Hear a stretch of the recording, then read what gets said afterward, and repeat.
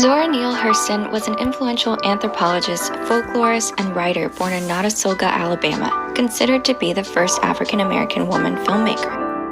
Most recognized for the novel Their Eyes Were Watching God, Hurston also produced a treasure trove of documentary fieldwork, as well as more than 50 short stories, plays, and essays. All four of Hurston's grandparents were born enslaved people. Her mother was a schoolteacher and her father a sharecropper.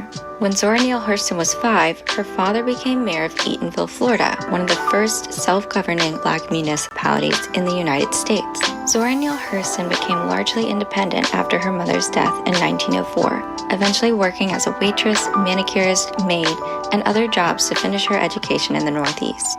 Early on in her writing career, Zora Neale Hurston earned the admiration of Barnard College's founder, who created Seems like this woman did everything. a scholarship for Hurston to be the first Black woman to attend the school. Throughout the 1920s and 30s, Hurston became a prominent literary figure in the Harlem Renaissance, sharing patronage with Allen Locke and Langston Hughes while balancing graduate anthropological studies at Columbia University. Zora Neale Hurston traveled extensively throughout the southern United States and Caribbean to document the everyday lives of African descendants. She filmed the only known footage of Cujo Lewis, a survivor of the final slave ship to take captive human cargo from Africa.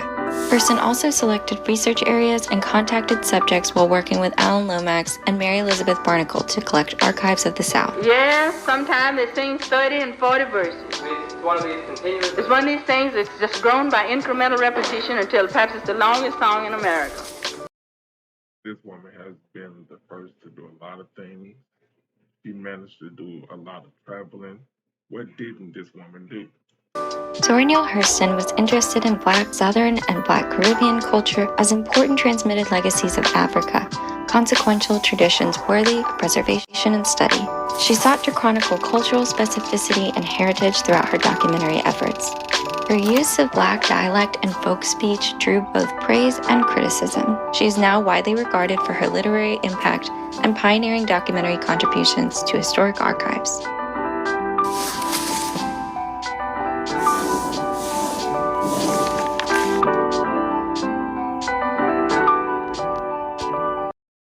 This was a short video based on her life. I will try to find something that really give you a better backstory. Really dig deep, maybe a good interview or something like that. But until then, let me know, what did you think about this video? Let's have a discussion.